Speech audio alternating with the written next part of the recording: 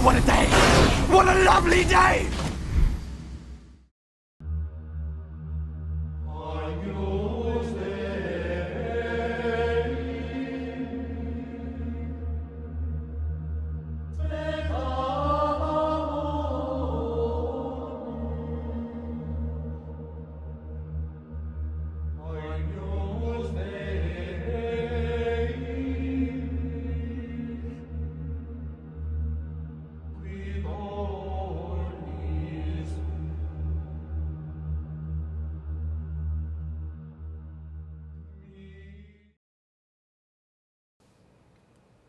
Hey guys, Jim here. Welcome in once again. Today we're going to be taking a look at a really special custom made by Walter Randolph, also known as WR Bladeworks. This is the Wraith.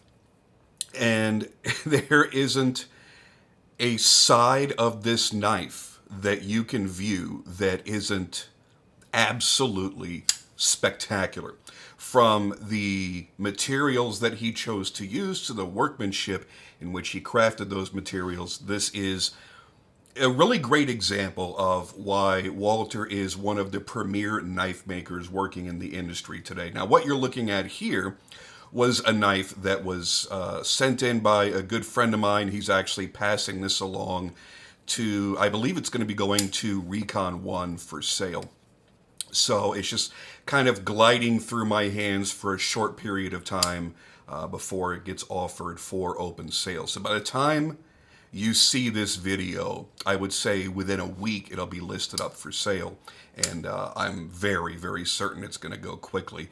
Not only because it's gorgeous, but because it is really hard to get a hold of any WR Bladeworks knives, period. As a matter of fact, if you want to get one direct from Walter, you're basically going to be getting into a lotto situation or an auction situation when you're going to something like Blade Show or TKI or something like that, and you're going to be paying a tremendous amount of money.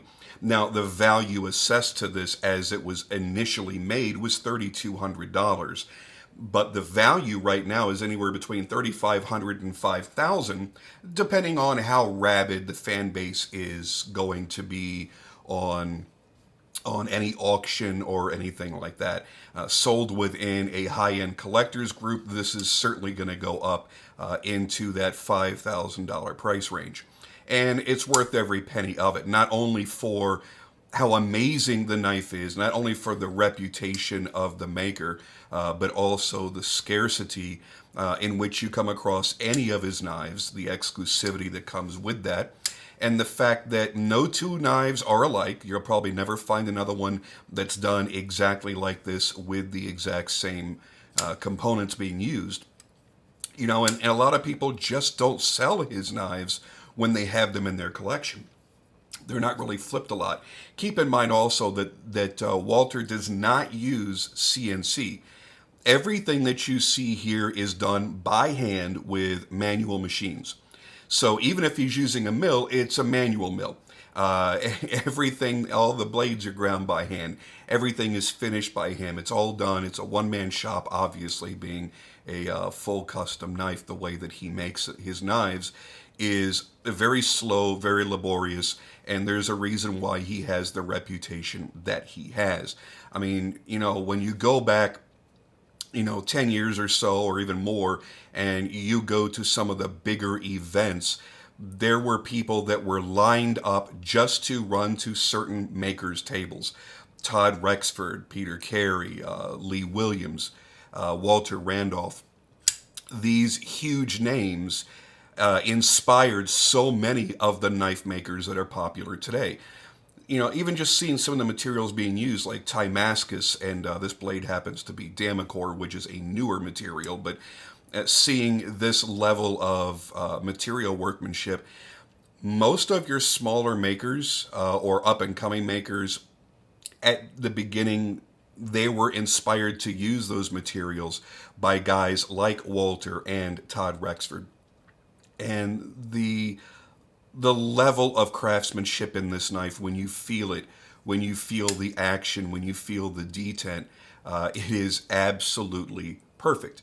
So, like I said, he has absolutely earned his reputation in the industry and the collectability that comes along with the knives that he makes. Now, the Wraith is a current model of his. Some of my favorites, like the Wyvern, probably was my favorite. The Demos was also amazing.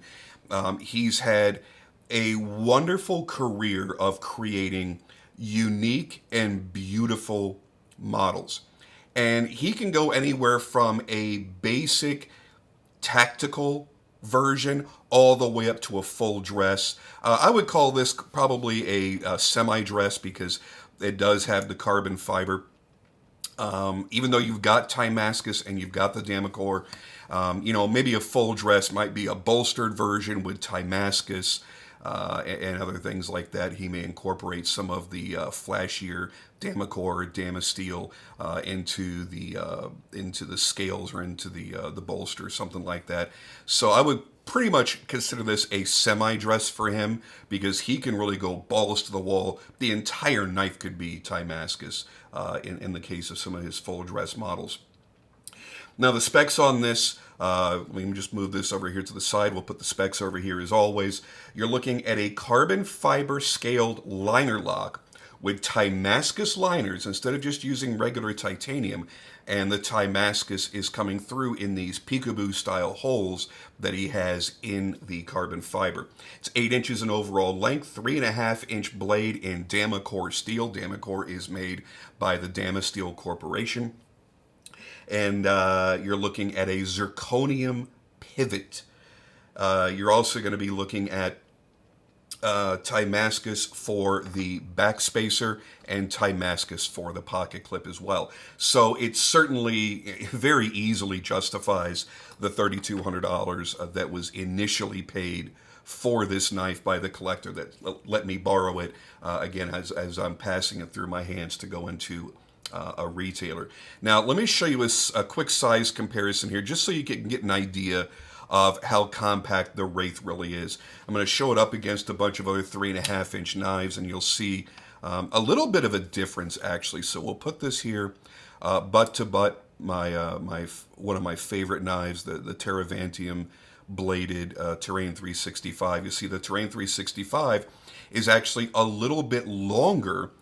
I think it's really just because of the handle ratio. Yeah, the handle is a little bit longer. As you can see, the blade is pretty much identical. And even though this has a great action on it, it doesn't compare to that. I mean, it's God, that's insane. We'll discuss the detent here in a moment. Put it against one of my favorite customs out of my collection from Anton Knives in South Africa. You see the proportions are very, very close. Again, in the blade, you're getting a nearly identical, actually it is an identical blade length, but you've got this extra handle. And I'm making this point for a very specific reason. And again, I mean, obviously, very, very high-end materials here. This is the best action in my personal collection as it stands right now. Anton is just, I mean, he's a god when it comes to his actions, as many South Africans are. However, the detent is tremendously stronger. As a matter of fact, if you have your finger anywhere near that lock bar, you cannot flip that knife open. It's a very, very, very strong detent. That's not the case here. And again, I'll discuss that in a moment. Here's another Damasteel product. Here's a Damasteel blade, another 3.5-inch. This is my VBR. You see, again, not only is this one a little bit longer, but it's a little bit taller. And I believe, if I'm not mistaken, it's a bit thicker as well. No, it's really pretty much the same, both in the blade stock and in the materials for the handle, but this one is a little bit more contoured, so it swells a bit more in the center, where this is slab-sided, so it's going to maintain a thinner profile in the pocket, making it easier to carry. And one last Damasteel equipped knife. This is going to be the closest I have in size, virtually identical. My Dan Caraher 904 is just a hair shorter in overall length because of the blade this time. As you see, the handle proportions are nearly identical on this. Now, here's where things start getting really, really crazy. Let's take a look at the weight. 3.4 ounces. Now, that's going to put it pretty much right where the Terrain 365 is. No, oh my God, it's a full ounce lighter? This knife is crazy lightweight in the pocket. I did not expect that. Wow. All right, let's put it up against the Anton. You know, that's not even fair because that's a full titanium frame lock. Or actually, the rest of these are too. This is a bolster lock, 5.3 ounces. Again, that was very, very close in size. And another one, this is a titanium integral, so it's going to be quite a bit heavier. 5 full ounces versus the 3.5. So this is extraordinarily easy to carry in the pocket. Now, I mentioned I was going to get back to the detent here in a second. This detent is so light. Now, a lot of times if you talk about a light detent in a flipper, it's a scary proposition because you're like, oh, I'll accidentally, hit it and it's only going to engage and flip that far. You barely touch it and it goes. It goes all the way. I'm trying to be as light as possible. That's why I'm missing the flipper tab, so I apologize for that. But I'm trying to make a point here. You barely touch it and it goes. The action is silky smooth, almost frictionless, almost completely drop-free, much like my Anton. But the difference here is you don't feel like you're breaking your finger. And again, I'm not complaining about the Anton. I love that knife and I love that detent. But there are a certain few makers that are so talented, they're so good, that you can have a medium to light detent, and when it breaks, you just feel this light crispness, and the blade just screams open. I mean, this thing is a rocket, absolute rocket, super fast, but I don't feel that it's laborious at all to try to get that detent to break. It just goes. Like, you don't even have to shimmy and shake this thing. You get it past where the detent opening is, and then boom. It just drops with gravity like it's absolutely nothing. But it's not because it's a heavy blade. The blade is thin blade stock. He's also taken the swedge down to being very, very, very thin, and it goes to a needle-like tip. It's like there's almost no weight to the blade. You would expect something to be very drop-free and drop-shutty, as they call it, when you've got a heavier blade. But this is a very, very high grind, comes down to a very, very thin edge. You've got a very thin top swedge and needle-like tip. There's very little weight associated with this. It's doing it because of just how smooth this knife is. And to do it with these tight tolerances, so tight that you can't even look in there. There's not even a gap enough to even see bearings. See if I can give you an example of what you might be looking at in most knives. You see the difference there? Look right in here to the tang of the blade. We'll turn this one around so you can see. And as well made as the VBR is, you still see gaps there. You don't see any here. Do it here even on the Anton, which is going to be also pretty darn tight in its tolerances. I don't want to scratch anything here while I'm getting my camera to focus. Okay. And you see the Anton is really tight. Almost can't see anything at all in between there. But again, that's also an expensive knife. And we get in here and you see there's all kinds of gaps and space in there. This is made tight. It's made snug. It's a pivot that you're not going to be able to adjust on your own because you don't have the tool to do so. So I'm going to assume that was red Loctited in anyway, or at very least blue Loctite. So that was snugged down, tightened up. It stays where it's at. And everything just glides, absolutely glides. When people ask, well, why do you spend $3,000 on a knife versus, I don't know, $100 or whatever other arbitrary amount is in their head? Yes, in some ways, sure, it's the materials. I mean, you've probably got $500-600, maybe more, just in Damascus here. Let's call it another $100 in carbon fiber. Call it another $100 and some odd dollars in the zirconium. Let's call it $300 in the Damacor for the blade. Probably a little bit less because it's a little bit thinner. So you don't have, I mean, you have expensive materials, but your total cost doesn't come anywhere near, 3,500 or 5,000 or whatever else. What you've got is a legendary maker that doesn't make a tremendous amount of knives. You're buying the amount of skill that he has risen up to over his career. Walter actually hails from Colorado Springs, and he's a very, very, very highly talented machinist turned knife maker, and he's grown to be one of the hottest and most sought-after makers in the entire industry. His fan base is rabid. The resale values in the secondary market is absolutely insane. A knife from early on in his career that you may have paid $800 for or $1,200 for, you're going to get $4,000, $5,000, $6,000 for it, because you're paying for the amount of time out of this man's life that he put into this, and he didn't rush anything. When you look at everything, I mean, just look at the dual finish and the zirconium pivot. Just that alone is incredible. It's not flashy, it's not insane, but there's a lot of work there. The texturing in the center and that satin finish to the outer rim, the finishing of the Damascus is perfect. Look at the finish of this carbon fiber. It's absolutely flawless. Even inside here in the holes, where it's very, very easy to get raggedy.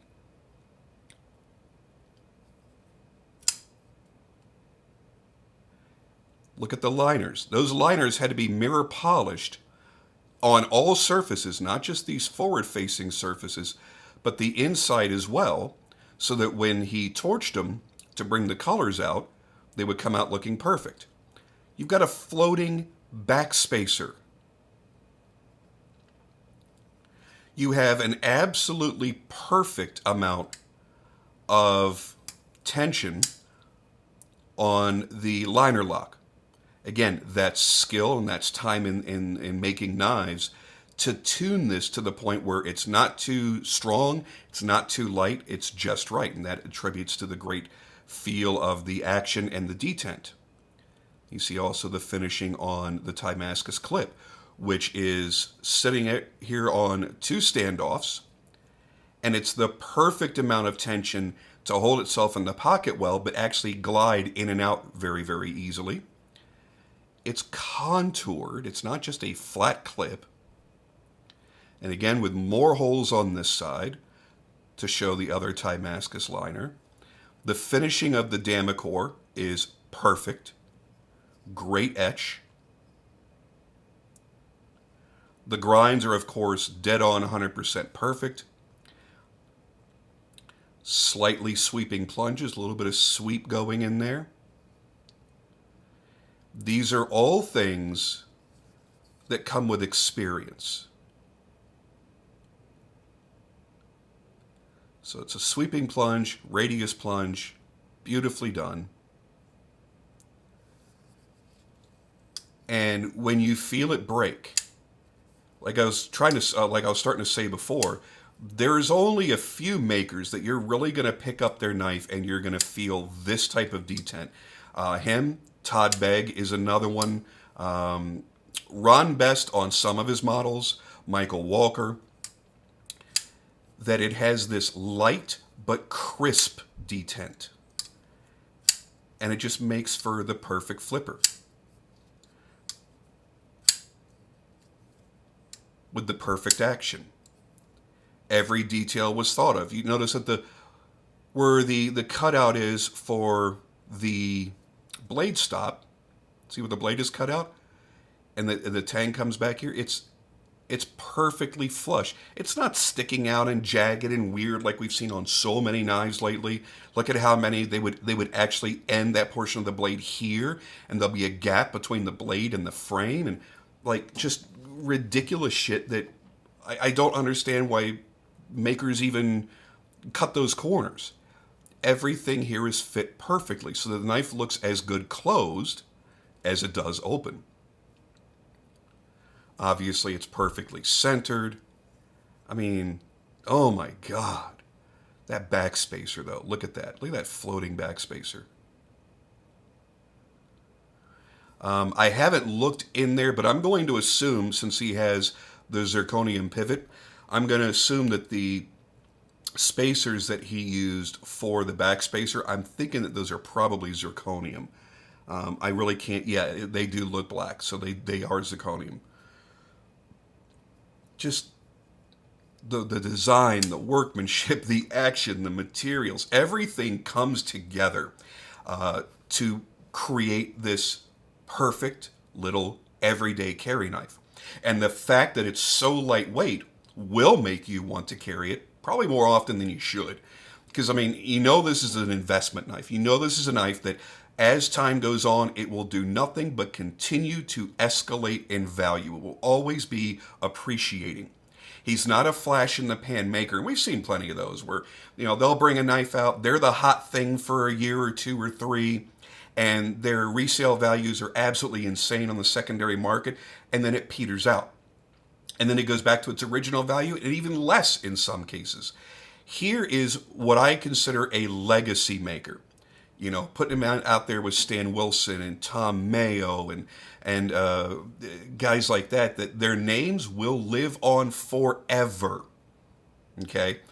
And the values are going to do nothing but continue to go up. So yeah, you're probably not going to want to abuse the living shit out of this knife, but it's going to be so easy to carry. And really, honestly, I mean, like the Timascus, you don't have to worry about, you know, having to clean it all the time and brighten the colors back up with Windex because you can't even touch them.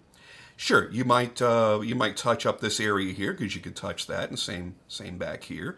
It's a Damacor blade, which is an all stainless type of Sanmai that you don't really have to do a lot of upkeep on because it's all stainless steels.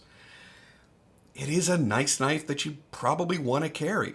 It's a great dress knife. Maybe this will be your church knife. I don't know. But all I know is it looks absolutely amazing, and it feels, quite honestly, better than it looks. I'm very, very impressed, and I'm glad I've had the opportunity to bring it out to you. So thank you to my friend who shall remain anonymous that allowed me to play with this on its way to be sold. Now, as I'm thinking back, I just remembered he is sending some to Recon 1. This is not one of them. He actually had a direct sale. I am shipping it directly to the new owner.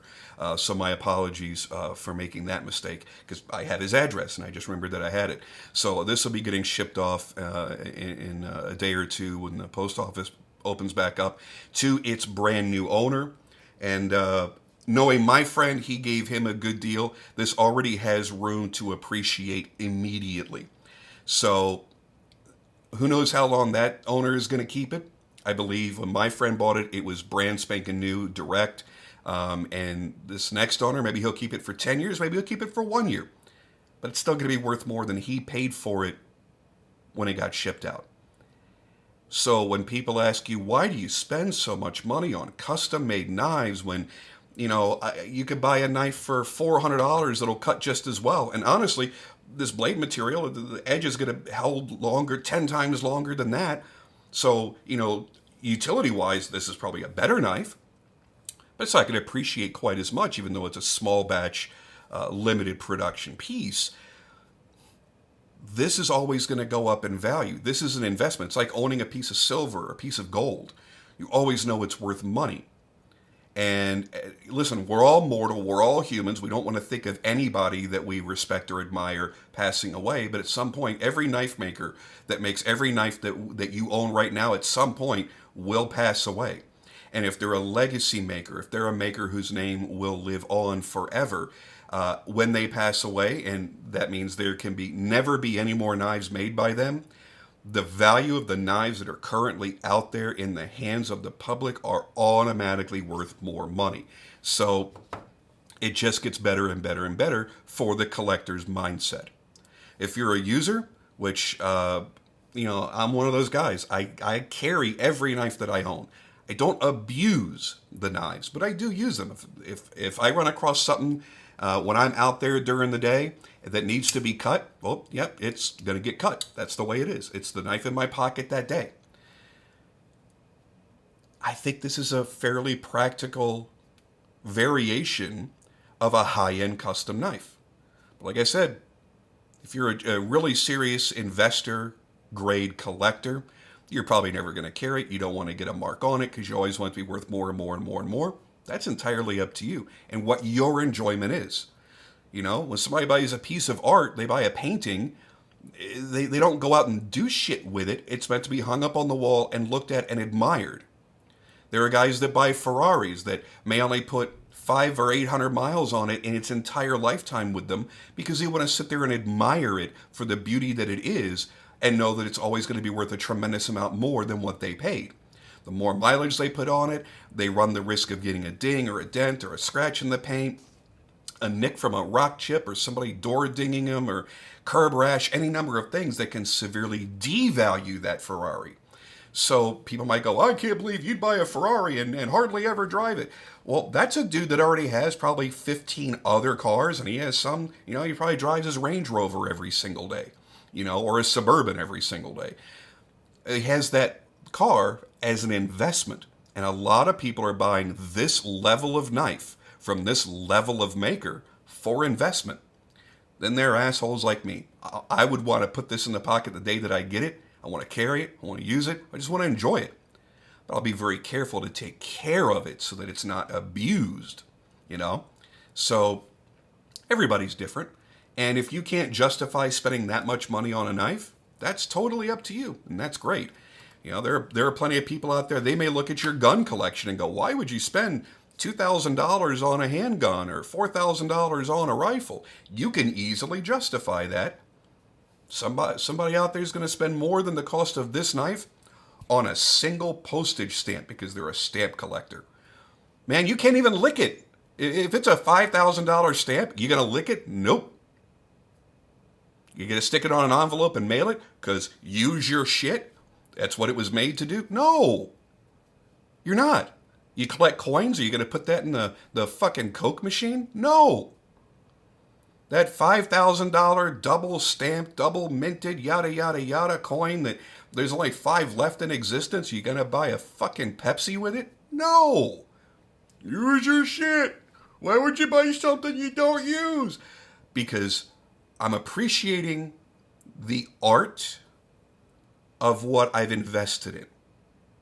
Some people are going to enjoy that by using it. Some people are going to enjoy it by putting it in a glass case with a single halogen lamp illuminating it and just look at it and never even touch it.